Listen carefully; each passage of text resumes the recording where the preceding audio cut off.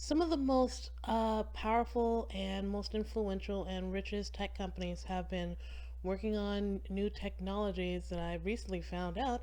And my question is, are we going to be time traveling in the next 10 to 20 years?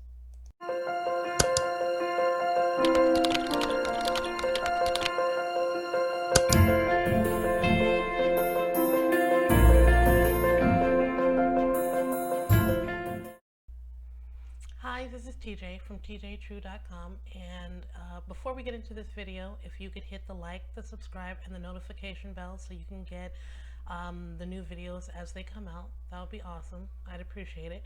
I originally was going to do this video on some stocks that I was interested in and inform you about some things that were going on. And then things took a weird turn. But first of all, so right now, for the first time, there are four companies that are valued at over $1 trillion, um, publicly trading on the stock market. Um, that's that's a trillion. That's trillion. That's 1,000 billions a piece.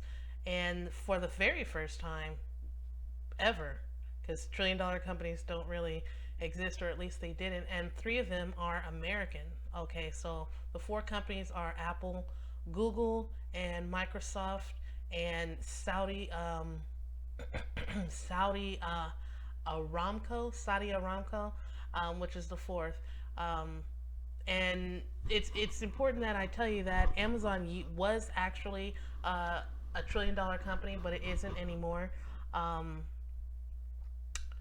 the first company that was valued at $1 trillion was Apple, which was back in 2018, and then it was quickly followed by Amazon, and now Amazon's not there anymore.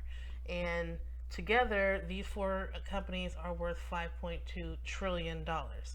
Um, so what was interesting to me is that, like, when you talk about these four companies, you think about what they're doing and how they're going to keep their progress, so that maybe you should invest in them. And I was looking it up, and Apple has shares that are $315 a piece, and they're valued to be up to 400 by 2021. They're getting satellites that's going to bypass actual wireless providers. So if you think about it, that means no more having your iPhone connected to T-Mobile or Verizon or Sprint. That means that there's just going to be your phone, and you're not going to have to sign up for an outside provider. But what that really means to me is, with Apple having all these interconnected devices like the phone, they've got Apple TV, all that stuff. You potentially aren't even going to need to actually pay for internet, period, at your house. You know how you would have your cell phone, and then you would either bundle it or have a separate Wi-Fi or DSL service. You probably wouldn't need that, because you would be streaming directly your internet directly to your phone, which Bluetooth would make it capable of connecting it to your TV, your Xbox, and all that good stuff. But that was Apple.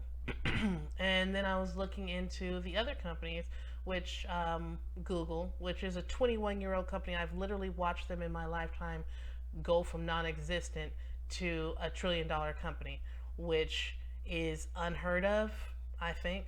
Um, so the company was started in a garage by these two young kids, and you may not remember this, but Google didn't used to be the search engine of choice. Like, when we first started doing the internet, there was Yahoo, things of that nature, and we didn't really use Google like that. They took over, and what happened was they took the idea of being a search engine and they innovated it, and the product already existed, but they switched it up and made it better. And through Google, now we have YouTube, some self-driving cars with diagnostics and things.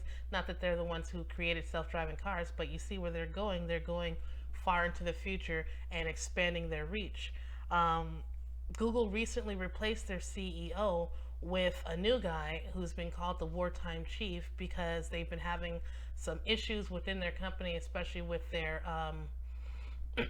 with some of their open source software issues and with their employees. So that's actually been an issue, but nobody really hears about this stuff. But that being said, what I was most fascinated by when I was looking up all these companies and what was going on was the fact that Google and Microsoft have been, especially Microsoft, but Google recently announced that they were making huge breakthroughs in quantum computer research. Now, I don't know if you know what a quantum computer is. Most people don't, and it doesn't even, unless you have a PhD in physics and quantum physics, like you're not really going to understand the ins and outs. But basically, a quantum computer is a supercomputer. It doesn't run on bytes like a computer does. It runs on cubic bytes, and they're computers that can take problems and algorithms and issues that would take thousands of years and many lifetimes to figure out and solve through computer, software and things of that nature. They take that amount of time and it shortens it to like weeks and months and days and hours. And it can do stuff like capture carbon so that we can uh, combat climate crisis and solve food production issues and discover clean energy.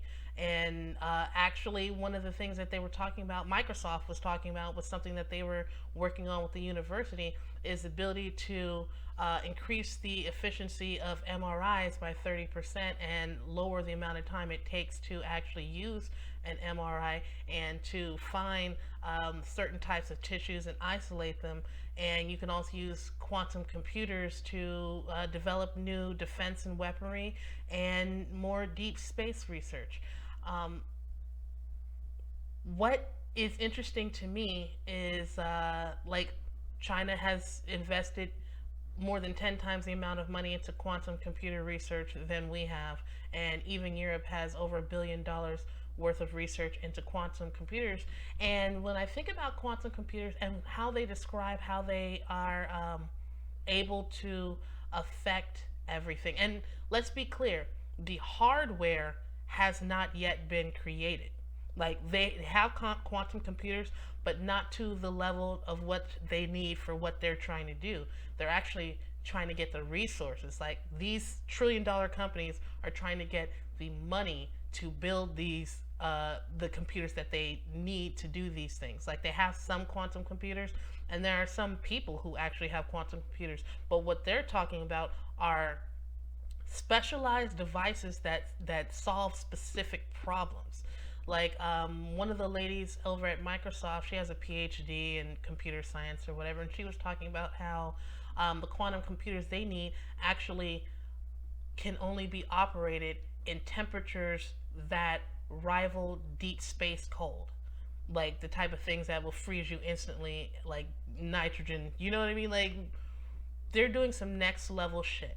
And what's going to open up in the future is how they're going to use that technology not just to better our lives, because that's what they were talking about at their little not their little but their interviews and where they were unveiling their operations. That's what they were talking about. But the truth of the matter is that this can open up some Star Trek, Deep Space Nine, Stargate type stuff. You know what I mean? Like if we're able to solve the type of equations that they're talking about that would take millennia to solve, we're able to solve other types of problems.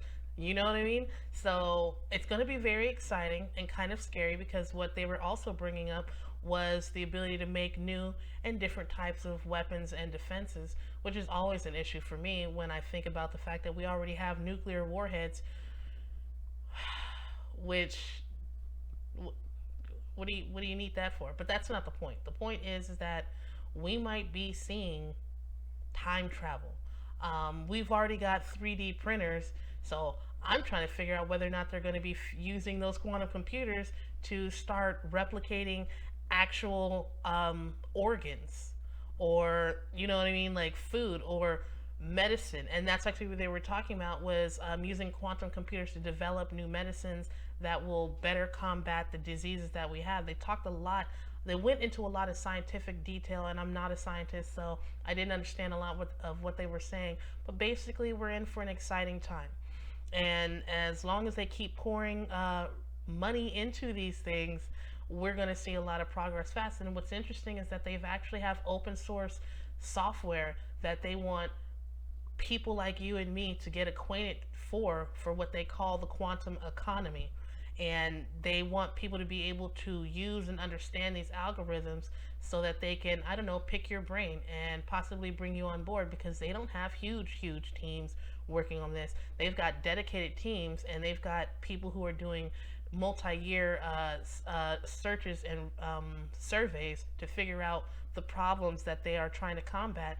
But be aware, and if you haven't bought stock in Microsoft or Google or Apple, think about it, because these people are, they're not just trying to stick with streaming services and search internet optimization services and software. They're trying to innovate into the future. So now is the time to get in on the ground floor of the next big thing. It could flop, but with all these countries pouring in billions and billions and billions of dollars, I doubt that. Stay informed, guys.